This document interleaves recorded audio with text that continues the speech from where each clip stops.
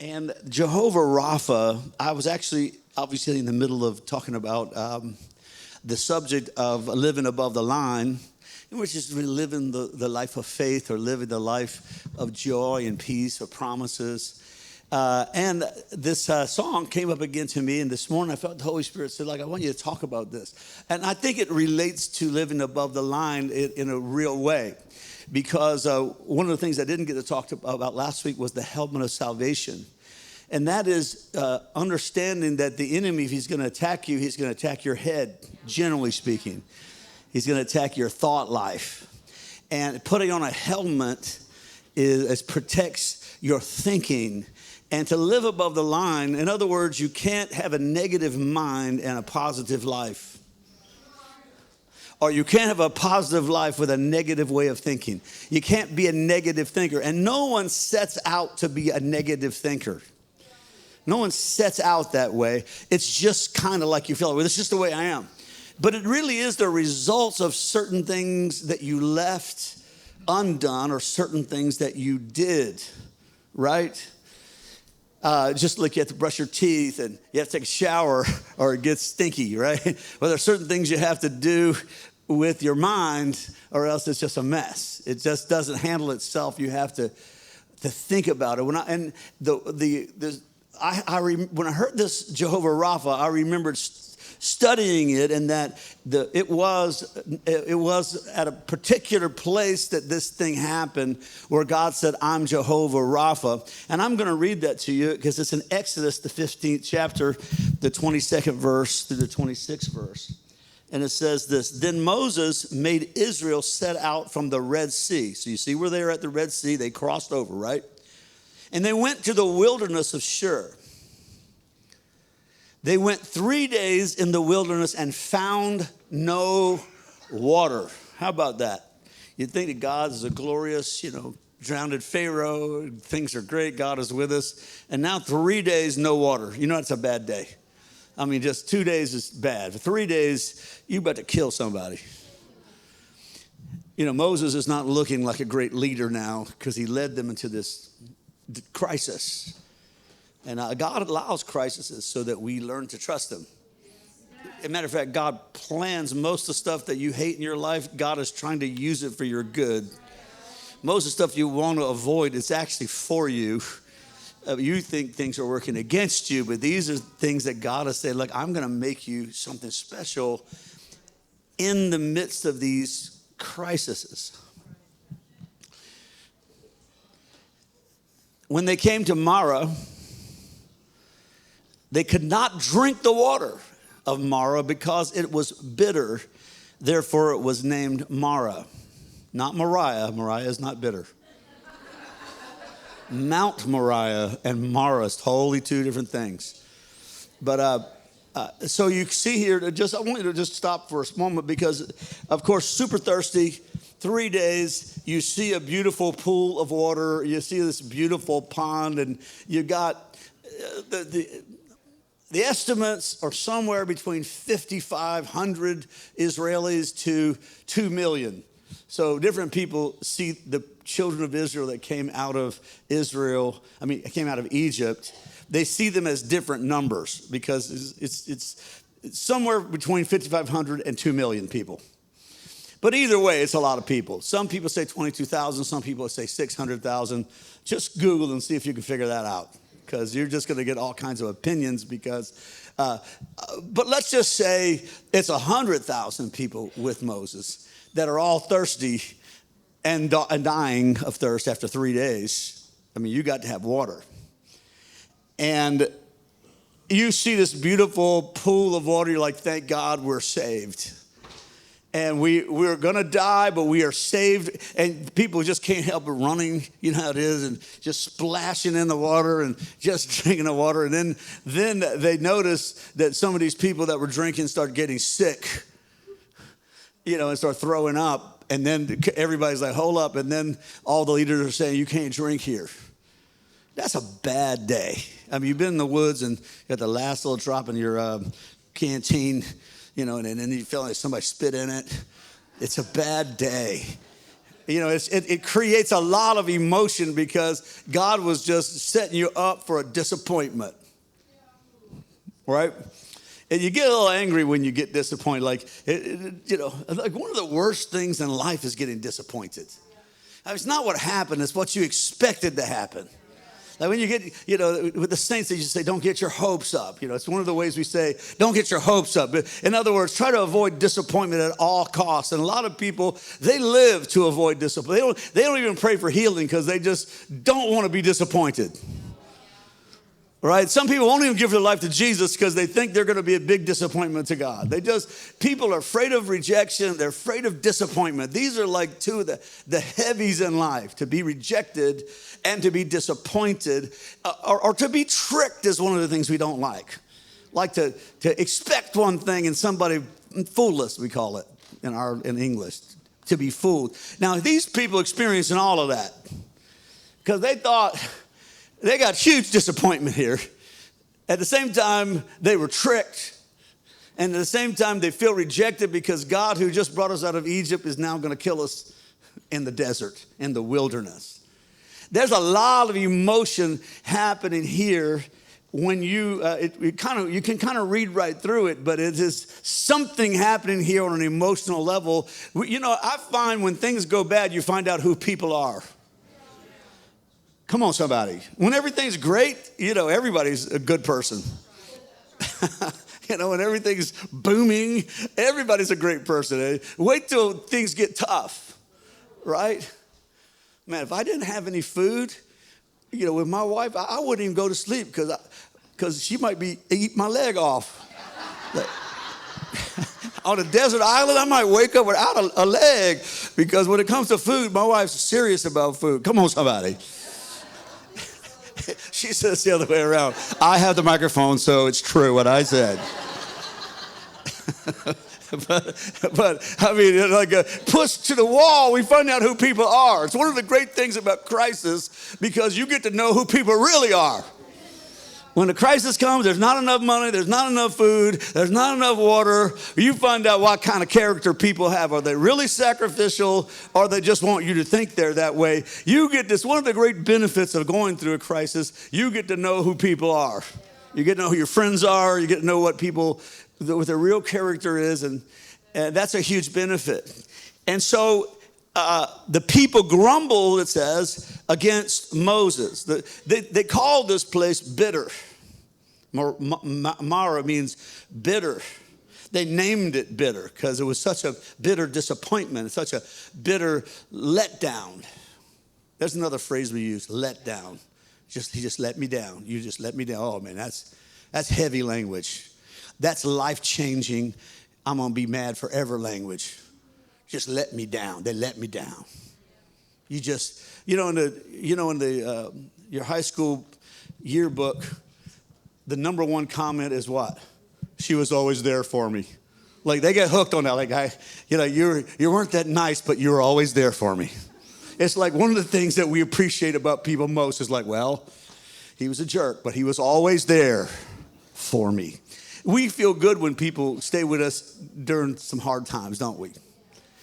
And it's one of the things that we value the most as people. Like, you know what? At least he was there for me. She was there for me. That's one of those phrases that bring something safe and restful to our heart. They grumbled against Moses and said, what are we going to drink? And he cried to the Lord, listen, and the Lord showed him a log or a tree. Showed him a tree. And he threw it into the water. And the water became sweet. And there the Lord made them a statute and a rule. And there he tested them, saying, if you will diligently listen to my voice, the voice of the Lord your God, and do that which is right in his eyes, and give ear to his commandments, and keep all his statutes, I will put none of the diseases on you that I put on the Egyptians, for I am the Lord your healer. And so you read it, you're like, oh yeah, got it. Well, hold up. It was the water that got healed. Just think about it. Like, it wasn't there that the Lord healed them. It was there the Lord healed the water. That somehow when the water is healed, then the people got healed because they were getting sick from the bad water, from the bitter water was making them sick. So God didn't just heal the people from drinking bad water. He healed the water.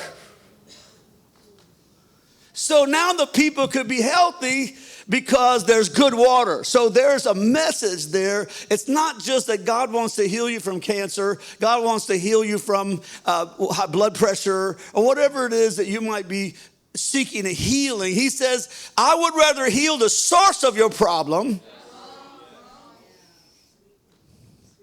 And I mean, this is all science, really, because they, I think that numbers up into the 80s now, like 86% of all, maybe, and some people say more than that. Some people say 90. Of all illnesses, this is the American Medical Association. That's the people. They know stuff. And they say that up to 90% of all sicknesses are rooted in stress. In other words, they say it's psychosomatic.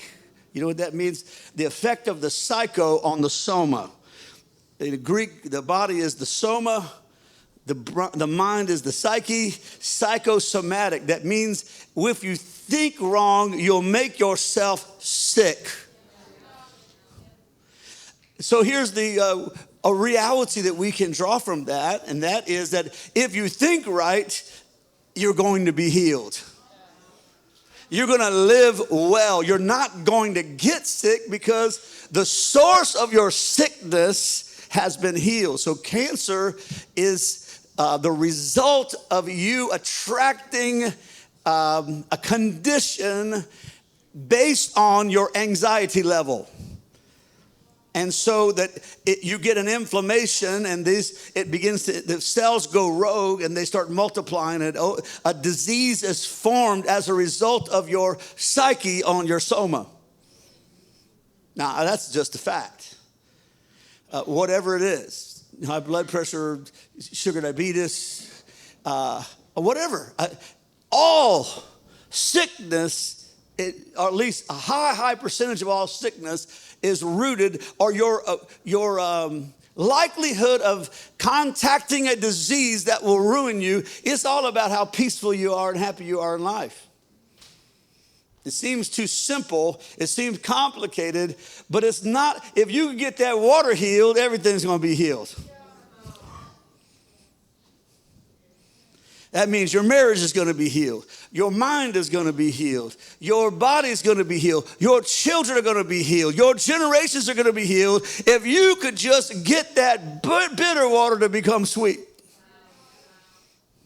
If you could find a way to process the bitterness. Water is water, but you got to put something in it to make it bitter. Something had to happen to make that water bitter. I don't know if a big old bear died and just rotted in that water. But some of you got some bears died in that water. And you ain't fit to drink from. Come on, somebody.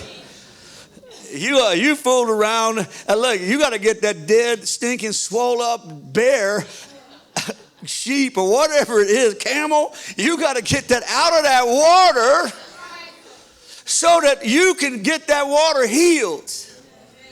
So water doesn't just go bitter. It goes bitter because something happened. Now, there's all kind of, I'm not a geologist or a whatever scientist. There are a lot of reasons it goes bitter, but it all comes down. I want you to understand that there's a source of bad water. And I want you to see in this, because the song we're going to sing in a minute, and you're going to be healed. You're going to be healed. You're going to stop being so weird. That'll be all your friends are like, man, I hope I'm praying right now. All your friends start speaking in tongues. Like, please, Jesus, this is his day. He don't even know. He's making us crazy. Just do something, God. You got to do something because I can't stand him anymore. I can't take it. Some people went into deep intercession, like just this is day. Because you're weird because you're insecure. You think people don't like you when they actually hadn't even thought about you. I know what they thinking. Oh no, they don't even know who you are. She don't like me. She don't even know you exist, man. I know what they're talking about. They ain't talking about you. I can promise you.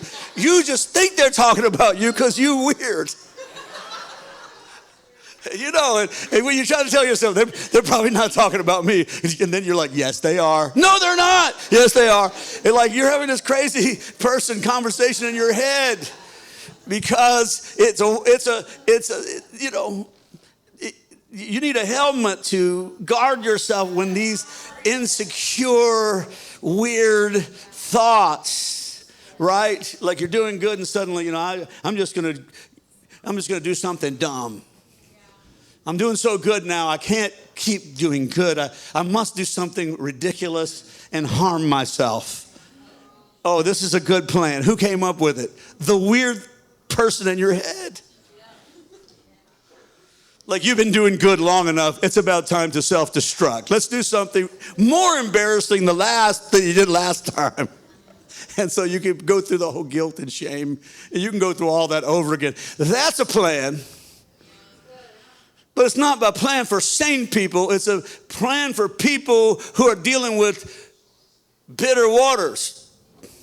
See, the word in the Bible, generally speaking, when you hear water, it means words.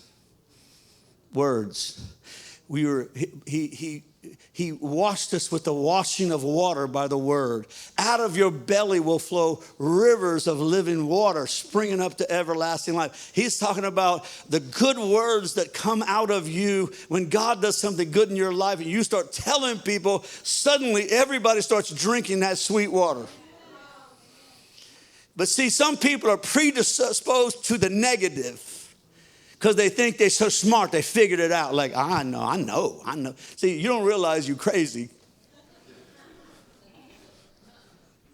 And when you go to psychiatrists, you're going to find out most of them got into that because they were crazy. That's just a side note to help you. They became psychologists because they wanted free treatment. So they went to school, and they're still crazy, and now they're counseling you. And they're giving you medicine, like how to be crazy. And live with it. It's a fact. It's a fact because God is the only one that can turn bitter water sweet. And the more bitter you are, the sicker you get. And the weirder your perception of real life. The weirder your perception of God and other people, the weirder your decision making is. And you're like, it's just the devil. Yeah. But it's the devil who polluted your water. You ever see one of those movies where the bad guys go and they poison the water supply of a whole city? I mean, there's something so insidious about it. Like babies are drinking it.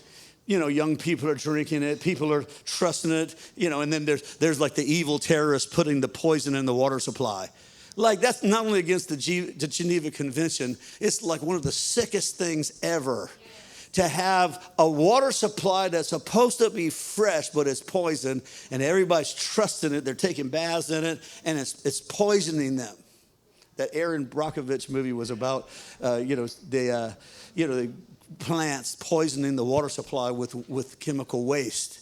And all these people were getting deformities and crazy things because they're swimming and drinking bad water. And we think, man, that's the most terrible thing anybody could do was poison someone's water supply. Because you could kill any city. You could kill any nation. Just go poison their water supply. Just kill the whole nation. But people, even the most evil people, like Hitler type people, don't even think about that because it's so detestable. But I want to be gentle. But you don't understand. You got bitter water, you poison your own children.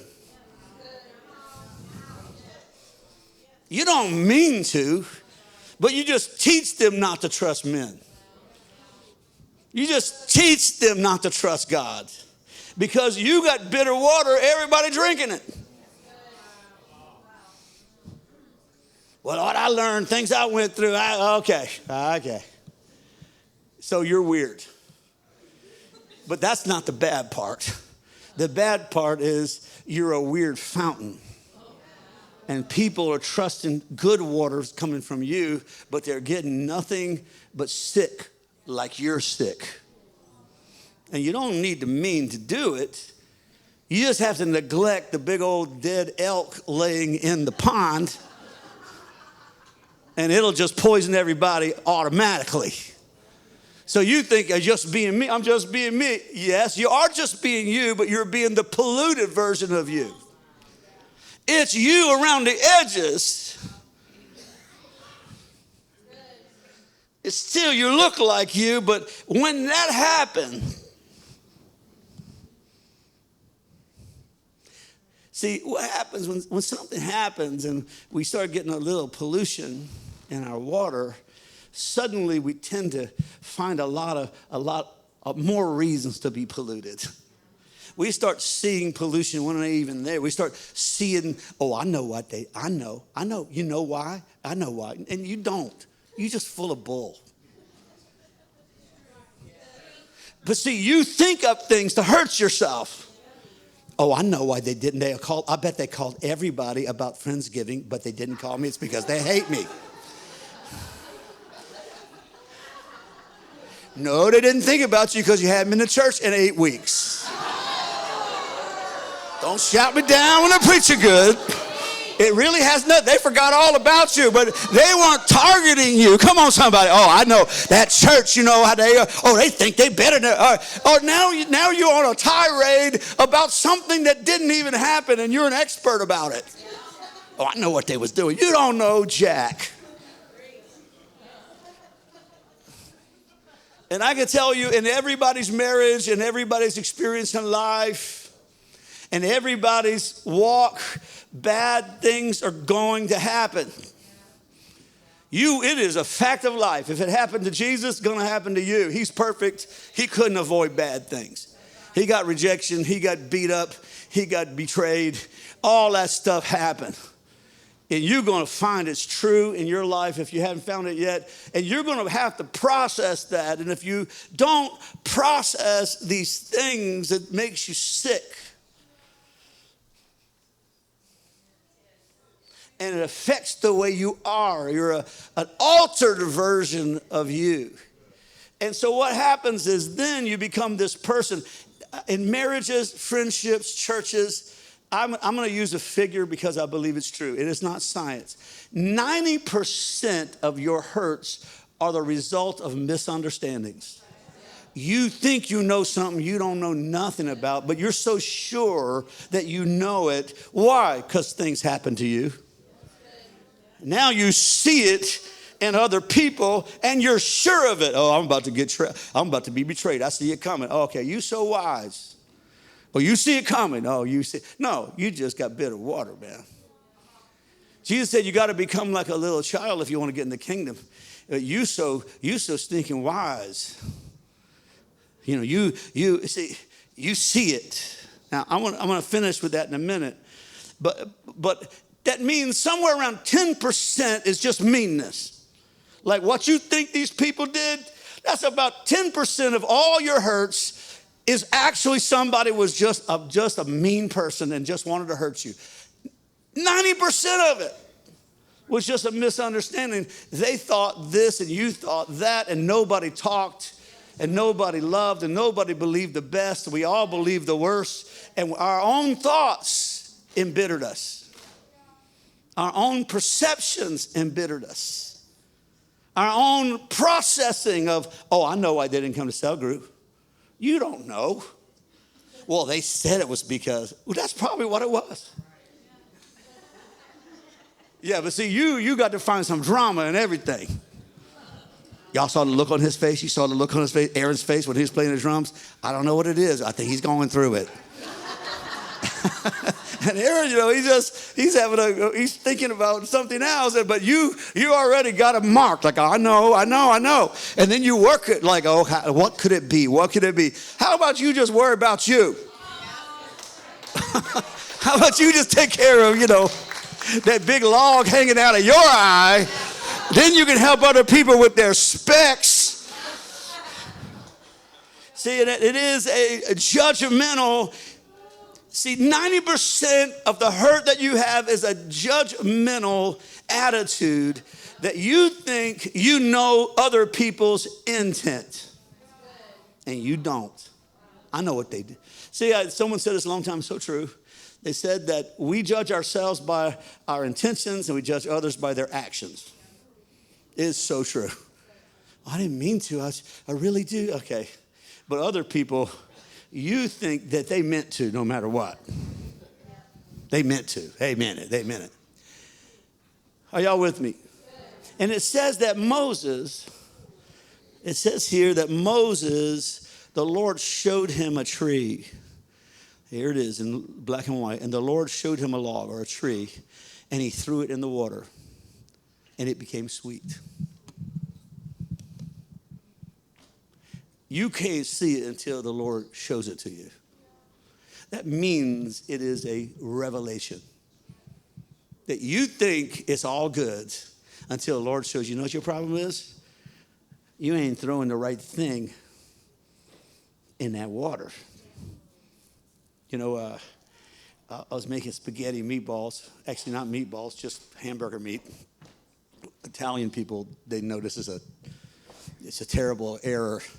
But I was just making, and I got sauce out of a can, of course. And Diane hated it because it was flavored with meat. Diane said, don't ever get the one that's flavored with meat from Walmart. I was like, you know what? It just read to me, and I'm going to make it taste good. So, I put it in there, and when Diane wasn't looking, and it tastes pretty good. It's got a little bit of a bite to it. It's got that Walmart bite to it. It's a little off. It's like they're Oreos. They're almost Oreos, but they're not quite Oreos. I don't know what they call it, but you can't, like even their graham crackers, they're a little off. Like, there's a reason to spend those other 50 cents. And get the real graham crackers, because the Walmart's cheaper, but only your kids don't know the difference. Like, give them, buy the Walmart for the kids, and then you get the real ones for yourself, dip it in milk. So, it had that kind of a little bite to it. And while Diane wasn't looking, I went to the cupboard and got some sugar. And I looked to make sure she wasn't watching because, she needs help. I'm just teasing. No. But she watches me. She knows I might try something. When it comes to cooking, I might try something unauthorized. I got to send in an authorization form to be able to put some in the food because she watches me like, don't do it. I'm like, hey, wait till you turn your back. I'm putting something in there. I'll sneak some Tony Chachere's in there. Like, I don't know. It just got hot. I don't know what happened. It is the truth. It is the truth. So I had that cheap Walmart gravy going, as the Italians say. I had that gravy going, and then while Diane wasn't looking, I took 2 tablespoons of sugar and put it in there. Oh my gosh, it tasted so awesome. Diane was eating it like it was this is really good. I was like, yep, I made it sweet. I said it in my head, I didn't say it out loud.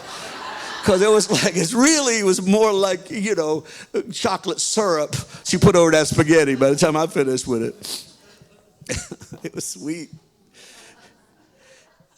You got to find what to put in it. God has to show you what to put in it. I can't really stop you from getting bitter. But since you already got it going where you're blaming everybody and you don't trust people and you're upset with people, since you got that condition, the victim, poor me, why always me, you went ahead and got that bitter going, you're going to have to put something sweet in there. So God shows Moses, let me show you what to put in there. I'm going to get you to put a tree in the water. It didn't make any sense, but after Jesus went to the tree, then you're going to have to take that bitter and put some Jesus in it. The cross. Now, of course, that will preach. Just say, hey, Jesus forgave you. You got to forgive other people. That's true. That what you did put Jesus on the cross, and instead of being angry with you, he forgave you. That's true. But in a practical sense, putting something in it that's sweet It actually works this way. When Jesus is on the cross, he says this, Father, I'm talking about in pain, feet hurting, legs hurting, back hurting, heart broken, rejected, beaten, totally unfair. He says, Father, forgive them. Now that would be amazing. And most of us go that far and say, Lord, I just forgive them. I just right now in Jesus' name forgive them. But you don't put nothing sweet in. You just saying stuff. I forgive them. I just choose to forgive them right now. I just choose to forgive them. Okay, how come you're still so mad? You didn't put nothing sweet in it.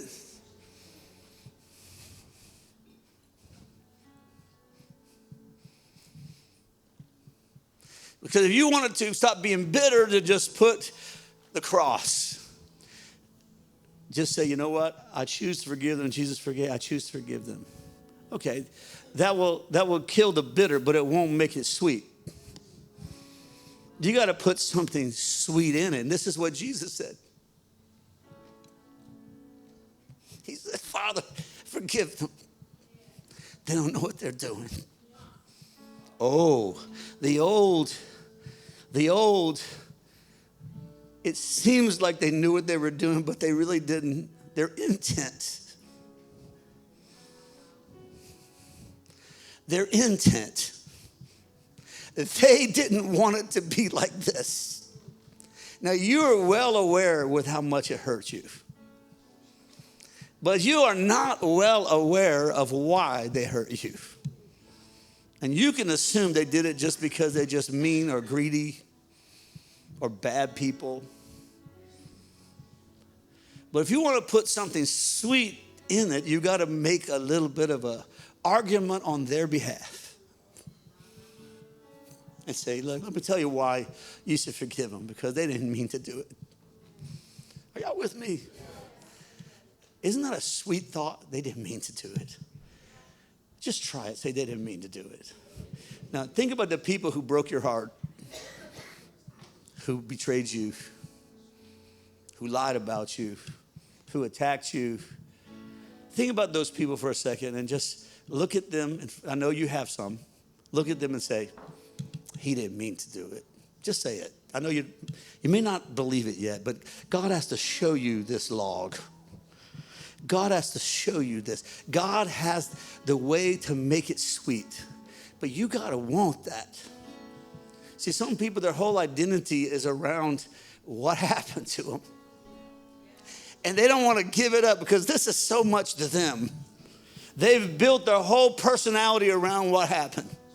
And they've got all kinds of rules. Like you can't trust people. You can't tell people. You can't draw people close to you. You can only have a couple of good friends. Don't even tell people what you really mean. Don't put your heart out there. They got a whole list of rules built around this one thing. And they just don't want to let it go. It's making them sick. Physically, spiritually. It's poisoning their relationships.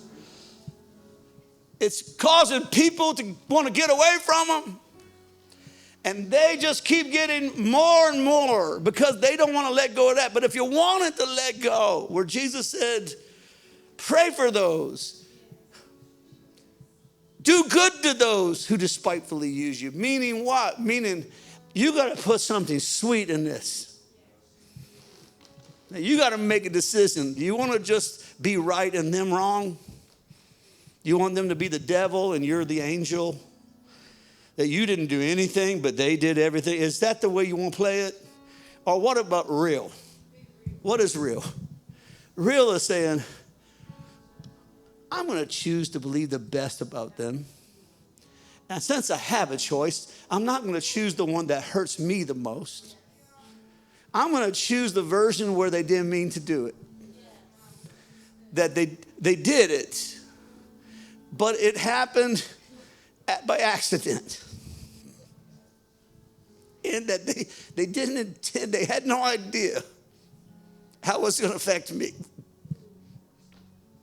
Are y'all with me? I don't want to over-explain, but you got to have, it takes somebody to say, I'm going to put something sweet in this. It's little Stephen, get stoned to death for preaching. He was getting stoned to death. And while he was being stoned to death, he looked up to heaven and he said, I see Jesus standing at the right hand of the Father. Hold up for a second. Jesus standing at the right hand of the Father. You know, every other time we see Jesus seated, like we had the last couple of weeks, seated at the right hand of, what made Jesus?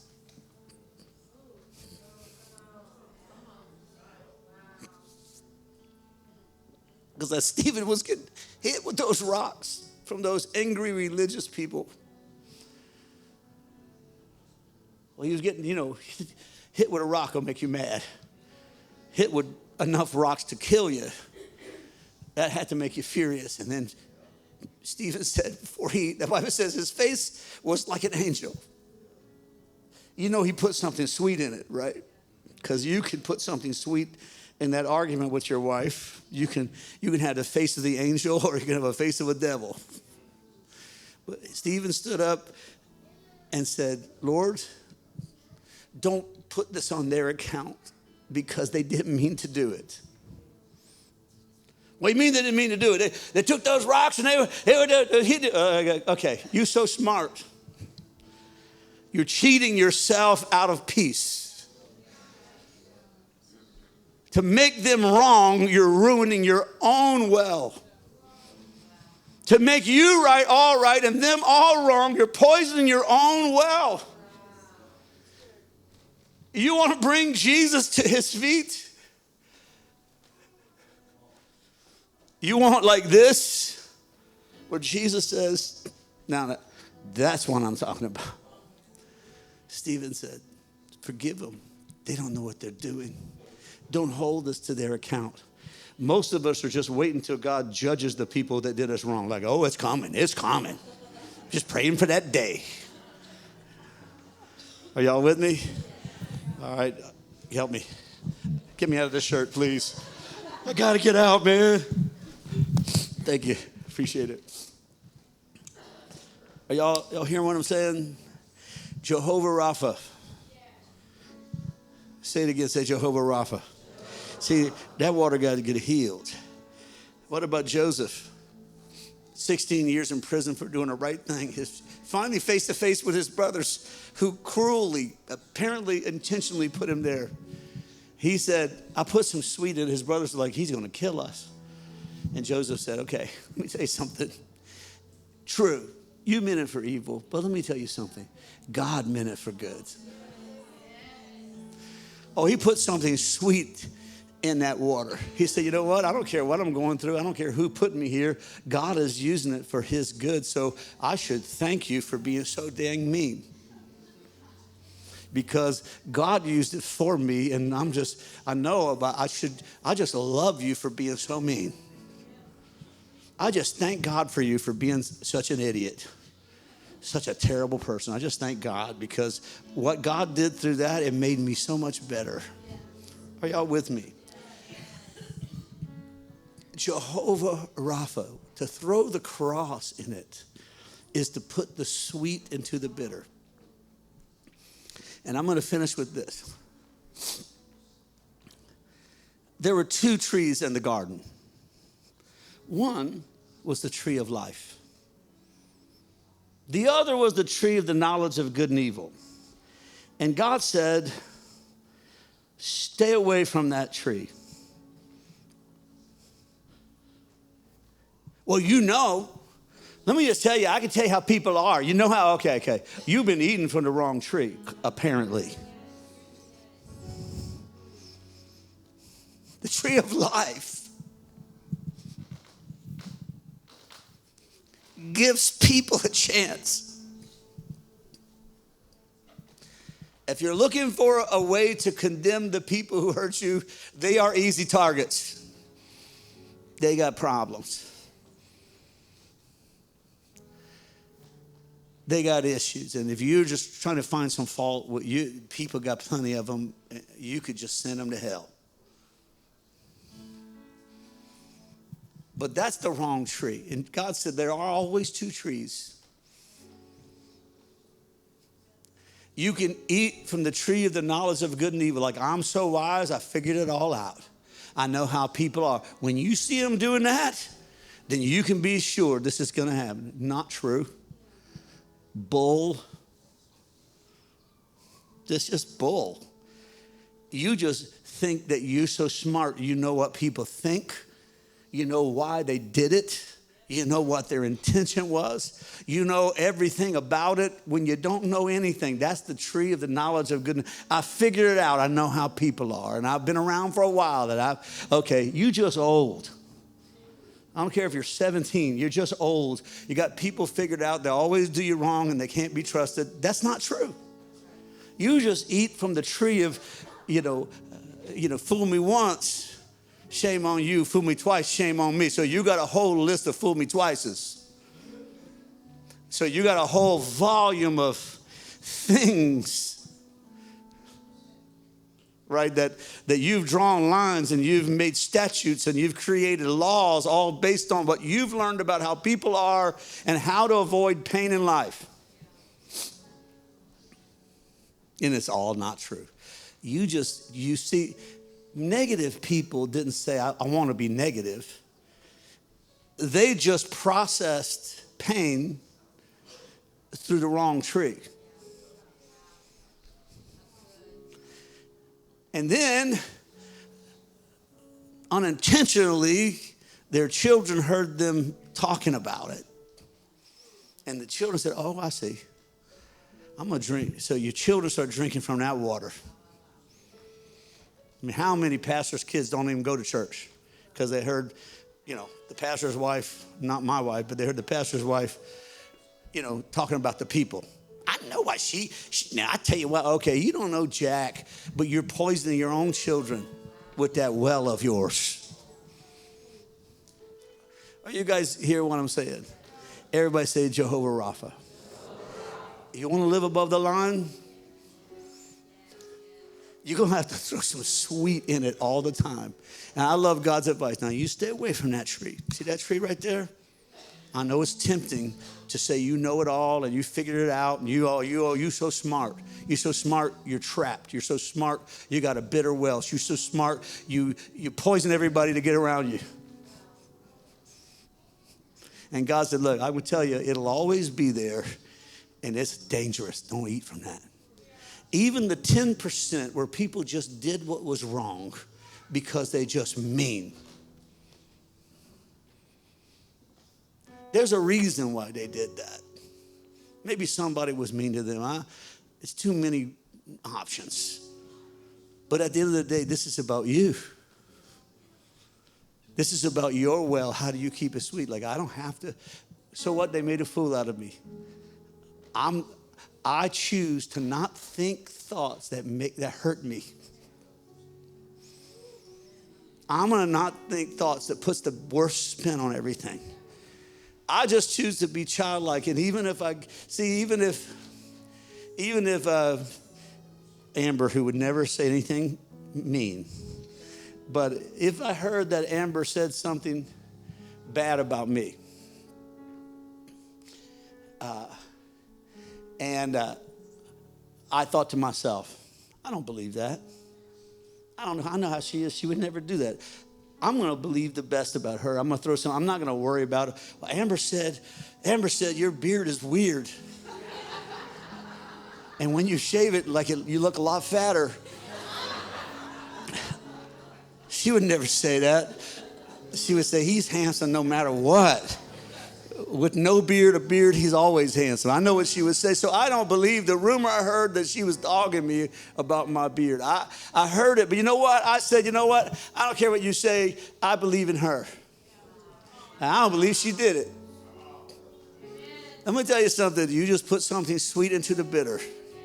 And when you said that, what if it comes out that she did say it? Well, how bad does she look that I believe good about her?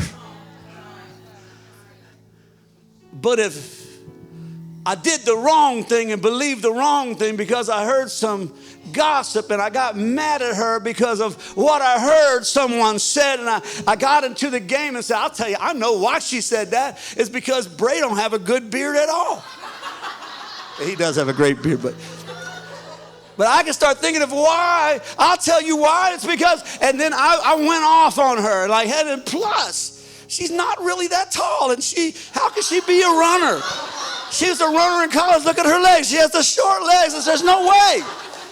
She gave my grandson those little legs, too.